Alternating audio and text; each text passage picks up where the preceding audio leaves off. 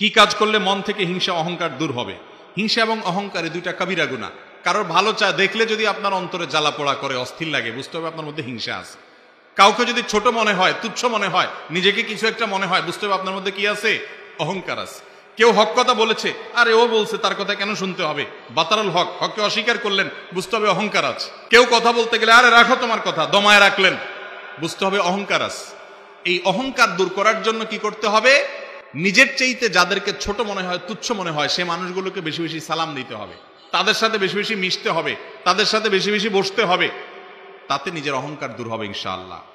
আর যার প্রতি হিংসা হয় তার জন্য দোয়া করতে হবে। দোয়া করলে ইনশাআল্লাহ কি হবে? অন্তর থেকে হিংসা দূর হবে। কাউকে আল্লাহ ভালো কিছু দিয়েছেন, আপনার কাছে খারাপ লাগতেছে, সে কেন পাইছে? হিংসা হচ্ছে।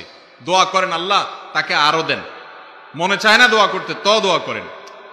এক ছাত্র প্রশ্ন করছে, কয় হুজুর অন্যের জন্য দোয়া করলে নাকি দোয়া কবুল হয়। এখন আমার সাথে যার কম্পিটিশন, আমি যদি দোয়া করি আল্লাহ তার A+ দেন, তাহলে তো আমি হারে যাবো। আমি তো বলবো আল্লাহ সে ফেল করুক। তাই আমি বলি না, আপনি যদি তার জন্য দোয়া করেন, আল্লাহর ফেরেশতারা আপনার জন্য দোয়া করবে, আপনি আরো ভালো দোয়া পাবেন ইনশাআল্লাহ। আল্লাহ তাকে দিলে, আমাকেও দিলে আল্লাহর কোনো অভাব হবে? এই জন্য হিংসুক যখন কারোর ভালো দেখে হিংসা করে, এর মানে হলো সে মনে করে যে আল্লাহ তাকে দিলেও আমাকে দিতে পারবে না। না, আল্লাহ তাকেও দেখ, আমাকেও দেখ, তারটাতে আমার দুঃখ নাই, আল্লাহ আমাকেও দেখ, আমিও চাই।